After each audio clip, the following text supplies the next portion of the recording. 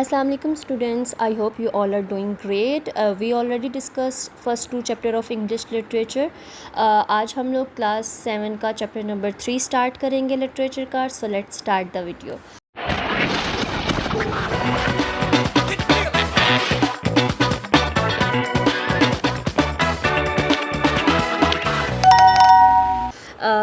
It was a Portuguese ship and it was heading toward the coast of Guinea. यानी कि वो जो एक कश्ती थी. अगर आपने पहले दो चैप्टर स्टडी नहीं किए तो आपको ये चैप्टर समझ नहीं आएगा.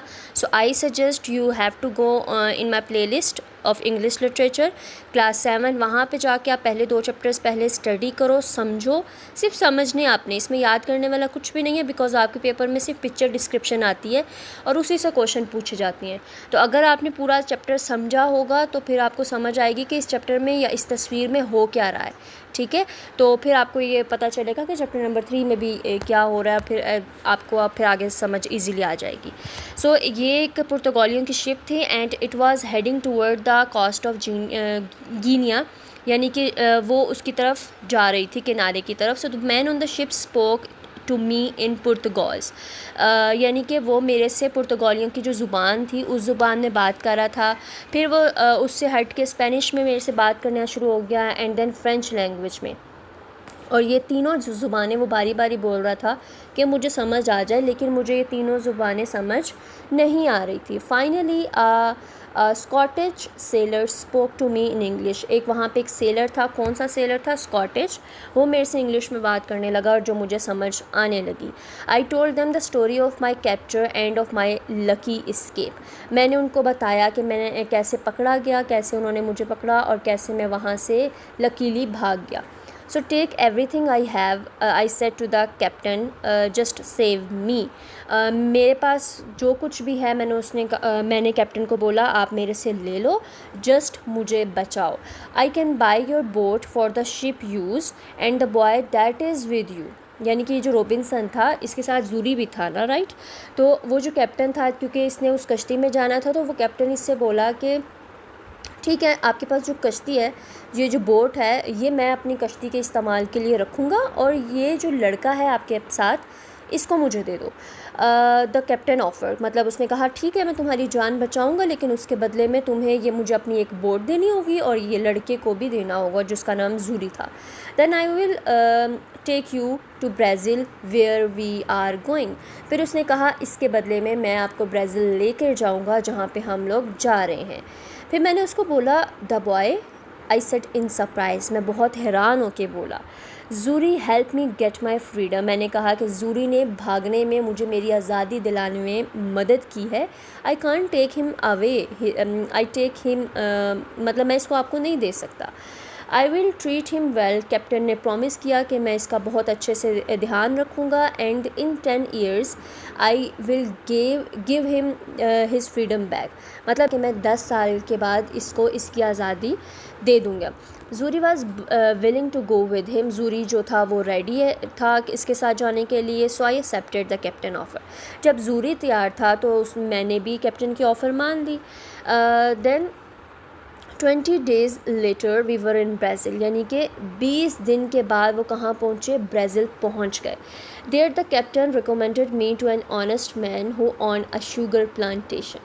कैप्टन ने फिर मुझे एक बंदे को रिकमेंड किया कि तुम इस बंदे से जाके मिलो जो कि एक शुगर प्लांटेशन, मतलब जो गन्ना होता है, शुगर केन होता है, वो प्लांट करता था, वो उसको उगाता था.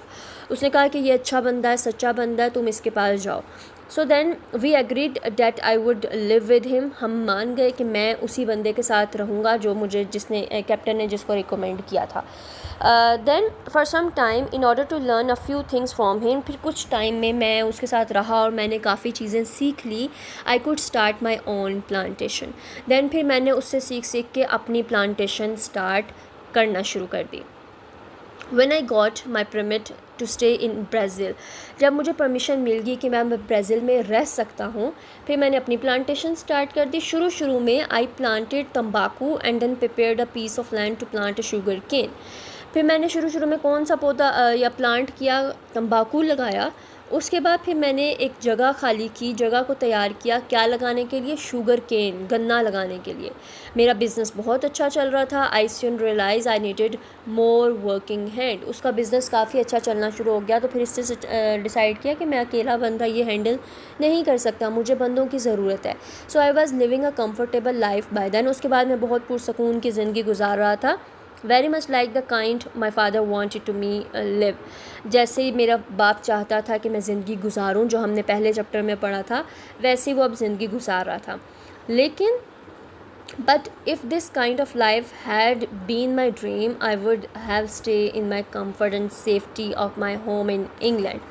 फिर उसने कहा कि अगर मुझे ऐसी ही ज़िंदगी जीनी थी तो क्यों ना मैं इंग्लैंड में ही रहता, मैं अपने माँ बाप के साथ रहता, वहाँ पे ही ऐसी ज़िंदगी गुजार लेता।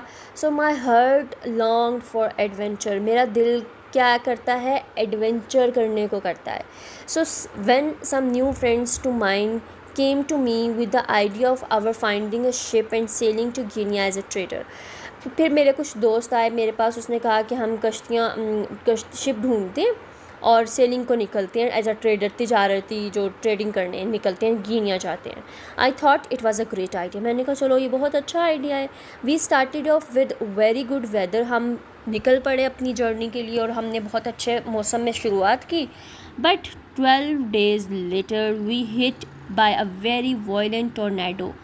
12 दिन के बाद उनको एक ख़तरनाक टोर्नेडो जो समुंदर में आता है, तूफ़ान जो गोल गोल टोर्नेडो होता है, उसने blue us completely of course, मतलब वो हमें एक तरह से उड़ा के ही ले जा रहा था।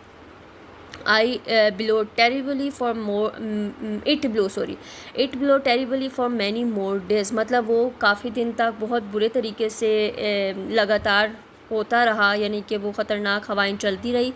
उसमें से उसी दौरान हमारा एक बंदा जो था वो उस तूफ़ान में मारा गया। Another 2 were thrown overboard into the sea. और जो 2 बाकी, उसमें से 2 और जो थे वो ओवरबोर्ड हो गए, मतलब वो कश्ती में उन्होंने या तो फेंक दी, जैसे हवा चलती है तेज़ तो या तो वो कश्ती में गिर जाते हैं या तो वो खुद छलांग लगा देते हैं। So then the weather calm down. फिर आहिस्ता आहिस्ता जो मौसम ठीक हुआ and we thought of returning to Brazil. फिर हमने सोचा बस हम ना अब वापस जाते हैं Brazil. But we had no idea where we were. लेकिन अब 12 दिन के बाद हमें कोई आइडिया ही नहीं था कि हम इस वक्त कहाँ पे हैं। A little later the wind started blowing hard again. क्या कहा है कि कुछ ही देर के बाद जब वो थोड़ा काम डाउन हुआ मौसम, तो इन्होंने सोचा कि हम वापस जाते हैं, लेकिन उन्हें ये नहीं पता था कि वो है कहाँ थे। उसी दौरान थोड़ी देर बाद मौसम दोबारा से ख़राब हो गया, हवाएं तेज़ चलना शुरू हो गई। इस time it look like our ship was about to break up. हमें लग रहा था कि अब हमारी कश्ती अब पूरे तरीके से टूट जाएगी। We all fear death was near. अब हमें ये डर था कि अब हमारी मौत बहुत करीब है। Trying to save our life, हमने कोशिश की कि हम अपनी ज़िंदगी को बचाएं। We got into a boat. हमने अपनी बोट्स निकाली, क्योंकि अब देखो एक होती है कश्ती, ठीक है, बड़ी कश्ती, उसके अंदर छोटी छोटी बोट्स होती हैं कि अगर कोई ऐसी सिचुएशन बन जाए तो वो बोट्स निकाल के अपनी जान बचा सके। तो वो यही लिखा है, ये आपको पता होना चाहिए, ठीक है। ये ना हो कि आप बोट समझो और शिप किसी और को समझो।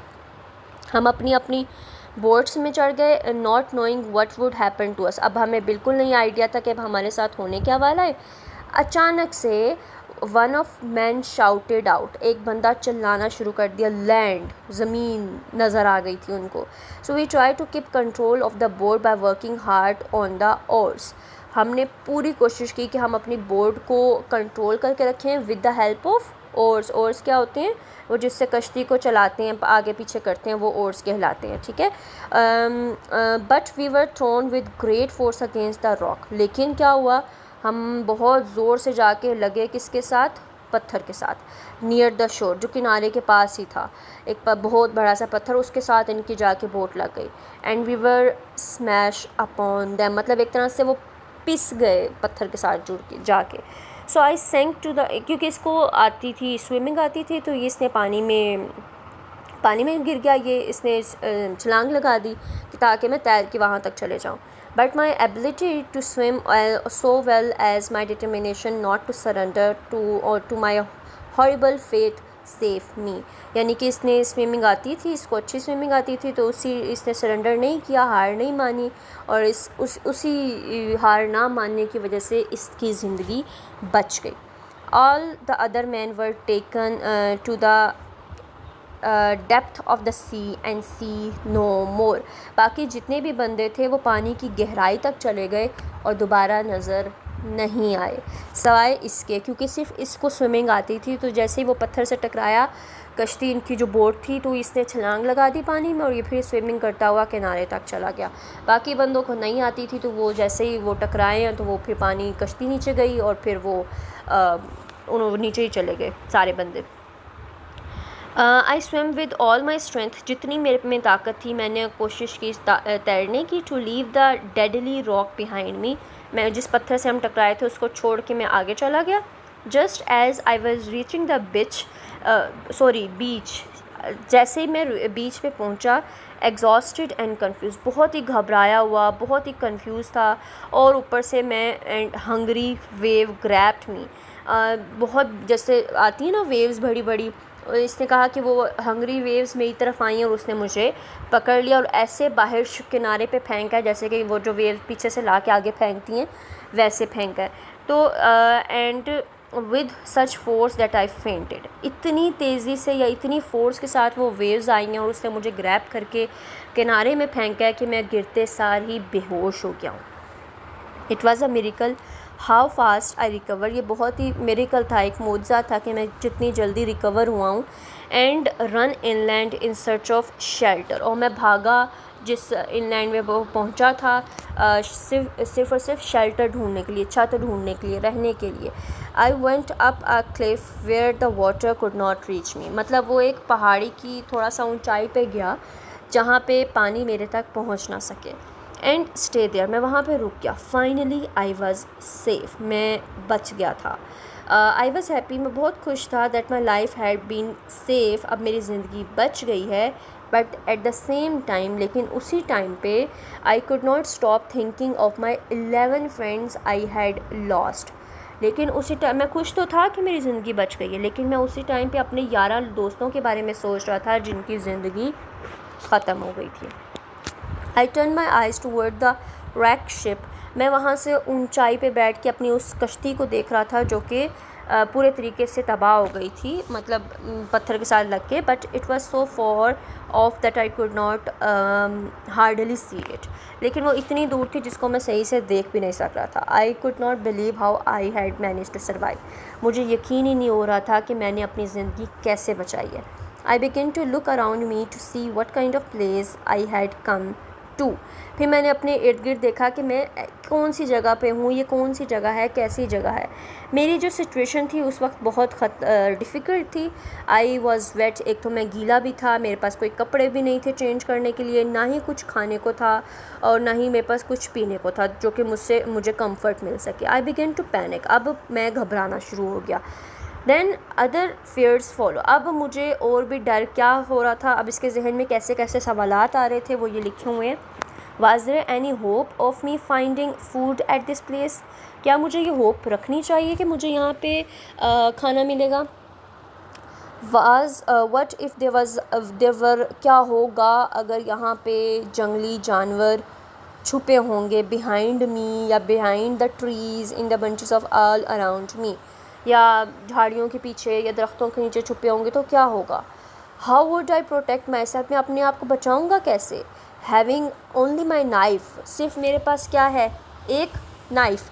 वट वुड आई डू, मैं क्या करूँगा या मैं क्या I started running around like a mad man, अब मैं इधर उधर पागलों की तरह भागना शुरू हो गया। But my heart did not feel any better, मेरा दिल सही हो ही नहीं रहा था। लेकिन एंड देन नाइट केम, जब रात आई, which found me searching for water to drink, मुझे क्या मिल गया, पानी मिल गया। Luckily I found a stream not far from the shore, मेरी वो जो किनारा था पानी का वो मेरे से थोड़ा सा दूर नहीं था। So I drink as much as I could to stop my thirst, मैंने जितना मुझे प्यास मेरी बुझ सकती थी मैंने उतना पानी पिया। Next, I begin to look for a thick bushy tree to hide in during the night. फिर मैंने अगला, चलो मैंने पानी तो पी लिया, अब आगे की जो झाड़ियाँ होती हैं ऐसी झाड़ियाँ देख रहा था कि वो जिसके पीछे मैं छुप सकूं, रात गुजार सकूं. When I finally found such a tree, अब मुझे वो ऐसा दरख्त मिल गया था जिसके नीचे मैं रात गुजार सकता था. I got up into it, made myself as comfortable as I could, और मैंने अपने आप को कंफर्टेबल किया जितना मैं कर सकता था. And went into a deep sleep, और मैं बहुत गहरी नींद में सो गया. This is your chapter number 3. I hope आपको समझ आ गया हो कि इस चैप्टर में हुआ क्या है.